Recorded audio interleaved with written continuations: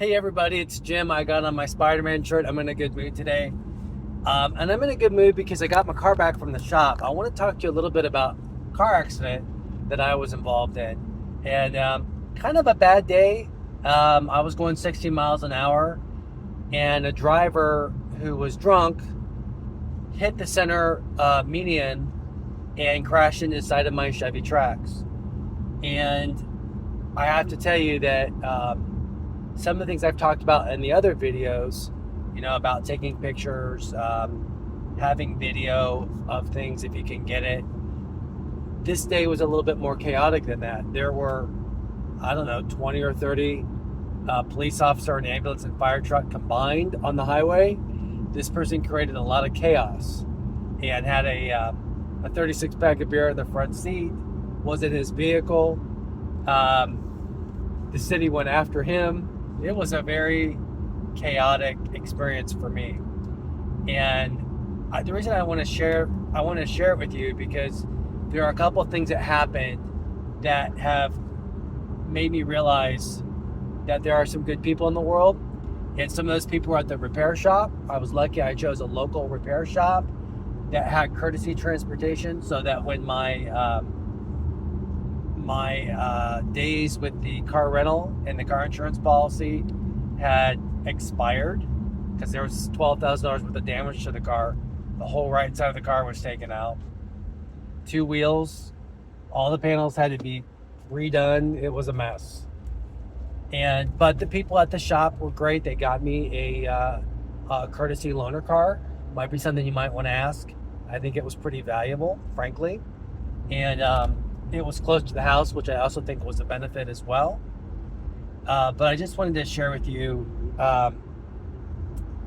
that when I went to get the rental originally, I won't say what company it was, but they put me in a car that pulled left to center, which was really jarring after being in an accident.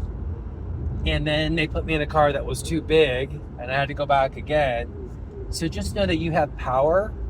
You have power. And I was of sane mind during the accident time to take pictures, like I said. But there also was an individual who had a dash cam, and he had live video of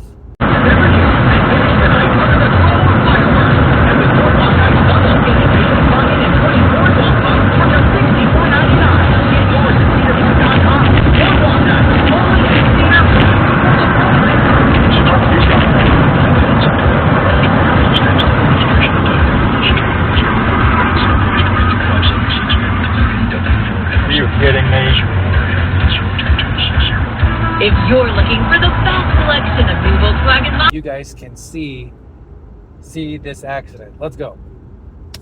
Okay, so now you saw what happened. I was driving, I was going the speed limit. I was going 60 miles an hour. This person was going, we estimate, somewhere between 80 and 85 miles an hour in a 60 zone, and lost control of the car, hit the car. Well, it doesn't look like it because I went over kind of evenly, but I really struggled to keep the car in line. And I also made the decision to pull away from the accident scene and pull up a little bit. The police even asked me, I said, where are you? And I said, well, I'm up there. And he goes, you're all the way up there? And I'm thinking to myself, to the police officer, I'm thinking, I don't want to be anywhere near this accident scene, all these accidents and all this and smashed, and I didn't want to risk my life. And so I thought that was kind of a dumb thing he said. But I wanted to let you know that the person had that filmed footage, and that footage, I was able to use my pictures, that film footage, and 2 things happened. One, the other company accepted fault immediately. So hats off to this other company that begins with an E and ends with an E. Hats off to them. And then the other thing is my insurance company recognized right away what was happening. And then the other part of this is that my insurance company handled it. There's a thing called subrogation where you get your deductible back when you pick your car up. So I I paid the deductible. Make sure you get a receipt. I got a receipt. I took a picture of it, put it in the app with my claim, because what happens is you'll get that money back.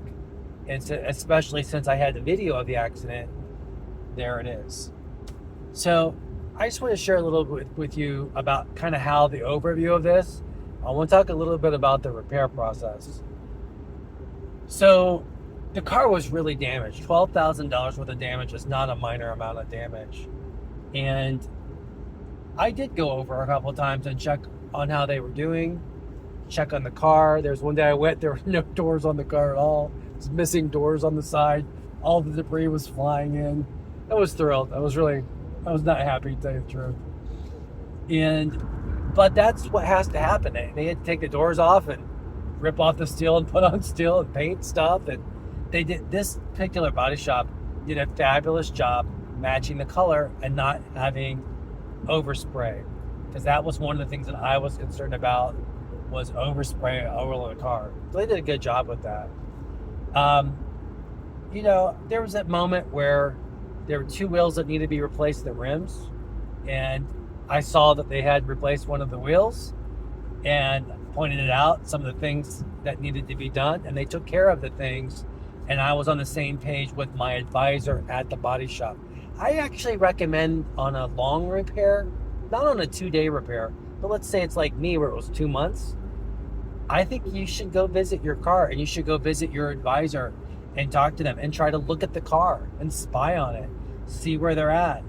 If you can, walk out with the guy or gal and show them what you think is needing to be done or what's not been done on it, just to make sure that you're on the same page. And I did that, and I think that may be one of the reasons I'm somewhat happy with my repair, and it's because I did that. The other thing is that check with your insurance.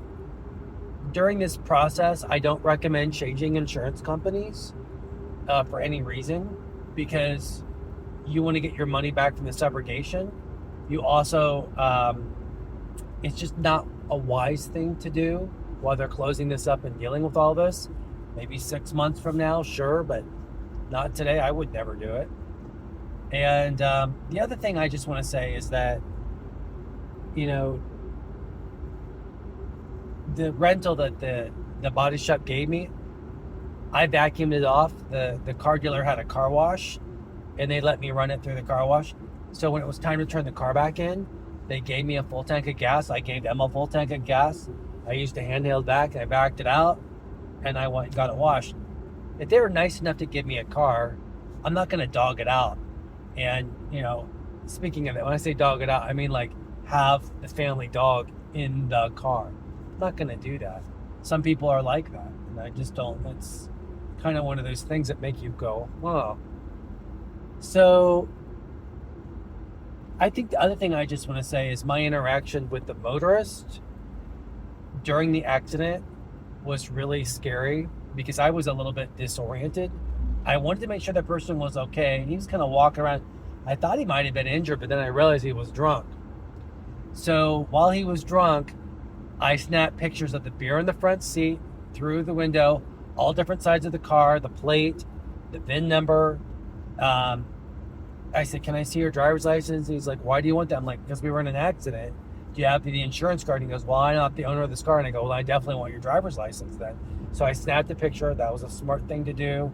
I got his phone number. All of those things added up in my favor. You want information when you've been into an accident. It's one of those things that can be really disoriented. And in my case, it was super disoriented. I thought it was an episode of 911. There was police, there were fire trucks, there were ambulances. It was absolutely insane. It was insane. And it's fair to have stress from an accident. You have to allow yourself time to have that stress, but also make sure that you're handling your business.